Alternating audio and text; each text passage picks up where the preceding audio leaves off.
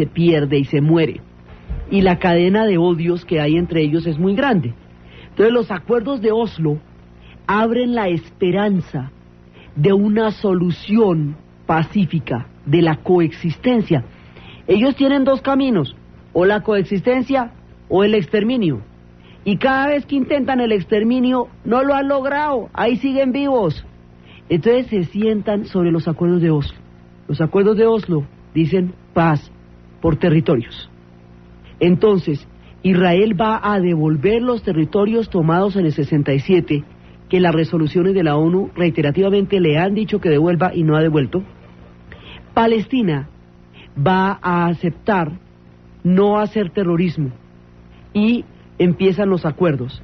Entonces va a existir una autonomía palestina, autonomía. Esto no es un Estado. ¿Cuál es la diferencia? Un Estado tiene ejército. Esta autonomía tiene una policía. La bandera palestina va a ondear por primera vez. Va a existir digamos, una autonomía. Ahora, muchos consideran que esos son migajas al lado de lo que fue todo eso antes la tierra palestina. Probablemente así sea, dicen otros, pero del ahogado el sombrero y del sombrero la cinta. Nos están ofreciendo un territorio que se puede ampliar, pero nos están ofreciendo alguno. Antes no nos ofrecían sino la muerte. Entonces Arafat dice, yo me monto en esta jugada. Ya Arafat ha renunciado al terrorismo, ha decidido reconocer el Estado de Israel. Entonces, yo me monto en esta aunque sea precaria. Y ahí vamos a ver cómo le hacemos. En el momento en que se firman los acuerdos de paz, se produce uno de los fenómenos más complicados que puede tener la paz, y son las extremas.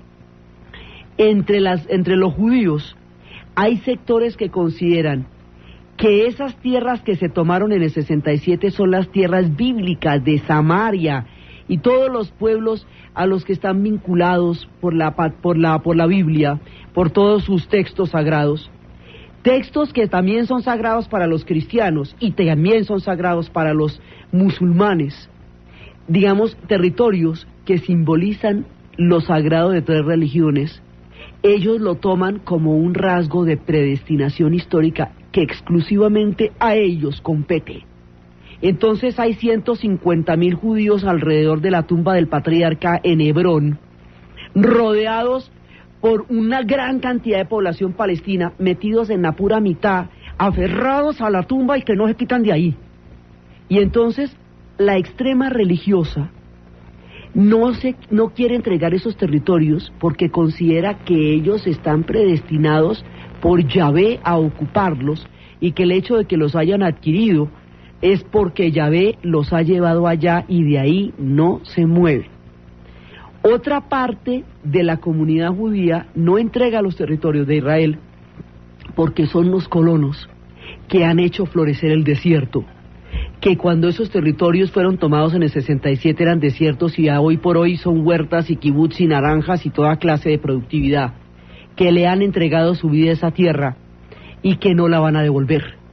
Eso opinan, digamos, hay una fracción religiosa que por motivos bíblicos no la devuelve, y hay otra fracción de colonos que por motivos de trabajo y de vínculo con la tierra a través del trabajo, laicos, digamos, no religiosos sino laicos, no la devuelve.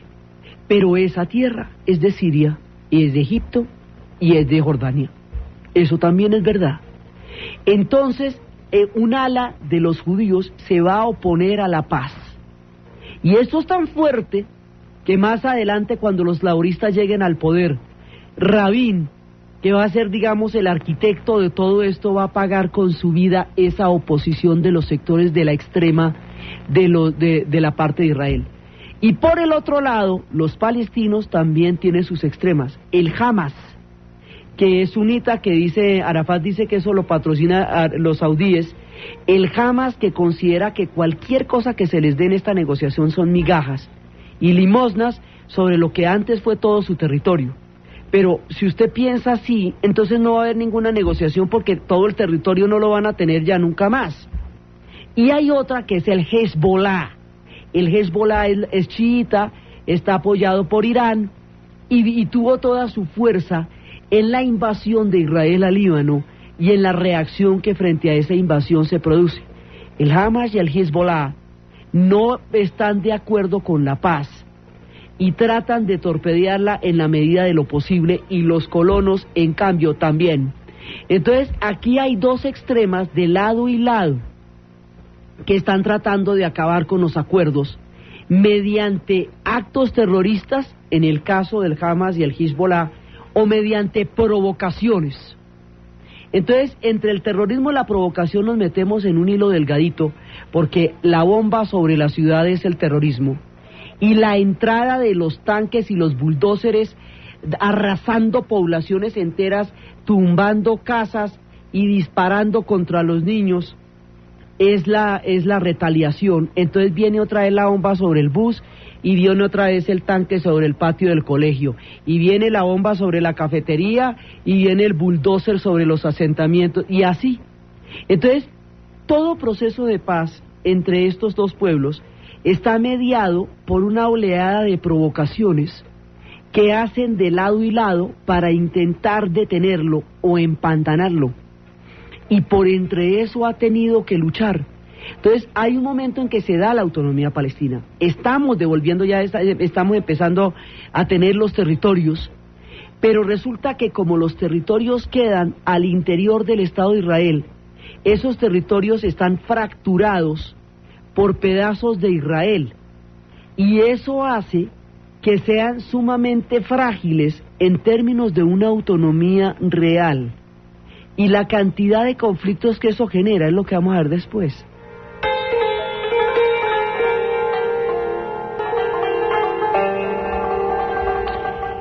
El problema más grande que tienen ahora, pues por un lado, los territorios están metidos dentro de Israel. Israel controla toda la zona.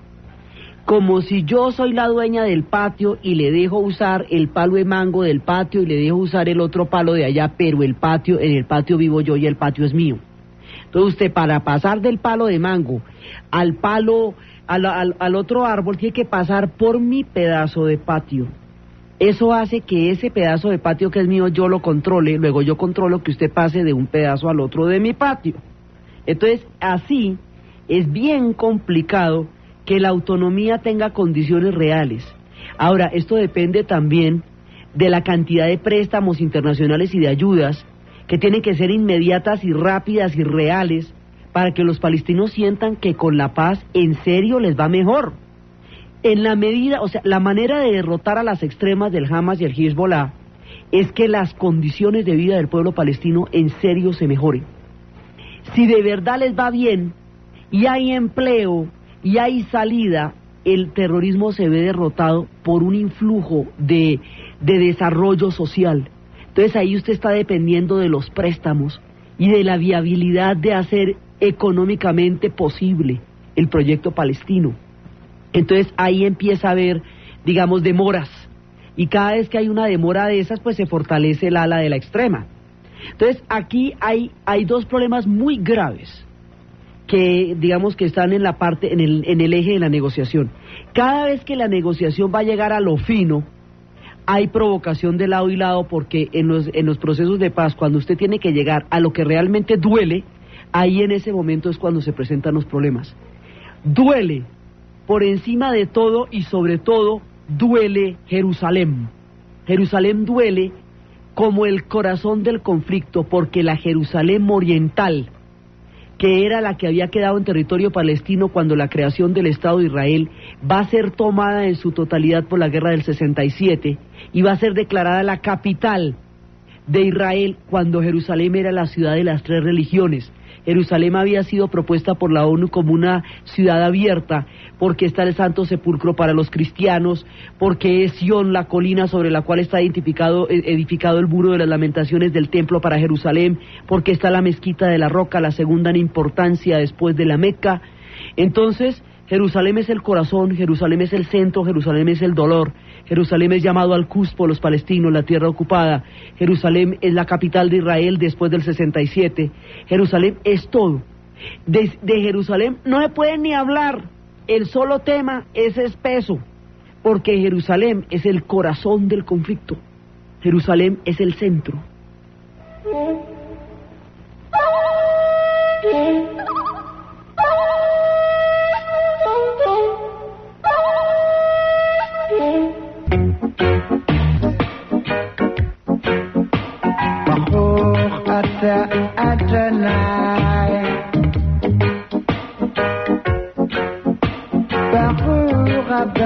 Alfa Blondi nos habla aquí de la revelación en Jerusalén, nos habla de los dos saludos, Shalom y Shalom Aleikum, que es como el Shalom es el saludo judío y Shalom Aleikum es el saludo de los musulmanes.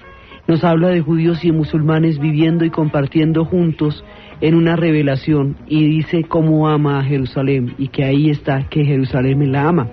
Jerusalén es amada por todos y ese es su drama, porque es tan querida y tan necesaria para todos, que es el corazón del conflicto. Jerusalén, digamos, el tema de Jerusalén está aplazado porque es el corazón del conflicto. Jerusalén oriental, la tomada después, que era parte vieja de Jerusalén, la tomada después del 67, es la que los palestinos reclaman como la futura capital de su estado. Jerusalén como ciudad indivisible es la que los israelíes proclaman como la capital de su estado. Jerusalén es la que los cristianos ortodoxos y romanos reclaman como el centro del Santo Sepulcro. Entonces la cosa es complicada. Ese es, digamos, un punto nodal. El otro punto nodal es el retorno de los palestinos. Hay 3,5 millones de palestinos en el exilio a lo largo de toda esta historia.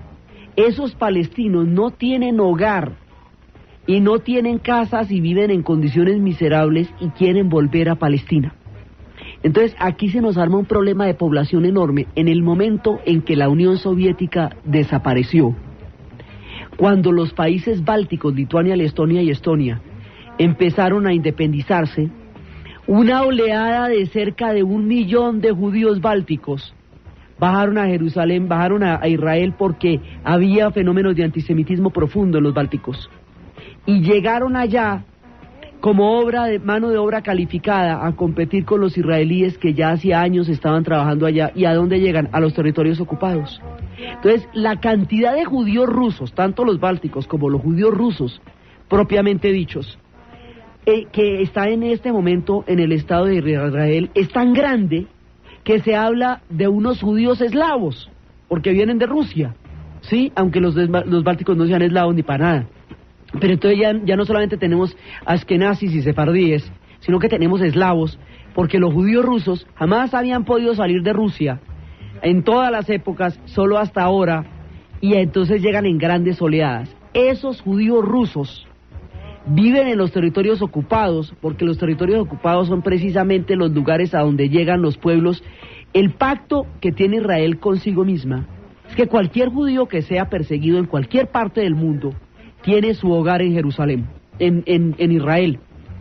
Y el solo hecho de que un judío pise el suelo de Israel le da la nacionalidad para evitar el problema de la Carta Blanca y el Libro Blanco que se dieron durante la creación del Estado.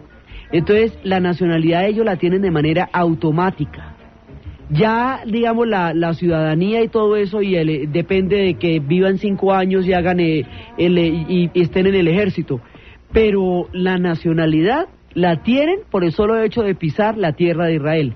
Entonces, ellos necesitan esos territorios ocupados para tener el margen de seguridad para todos los judíos que en un momento dado sean perseguidos y deseen llegar a Israel. Ese es el sentido del Estado. Pero el retorno de los palestinos, un pueblo llevado al exilio por los avatares de un orden geopolítico, es algo que no se puede dejar sin resolver.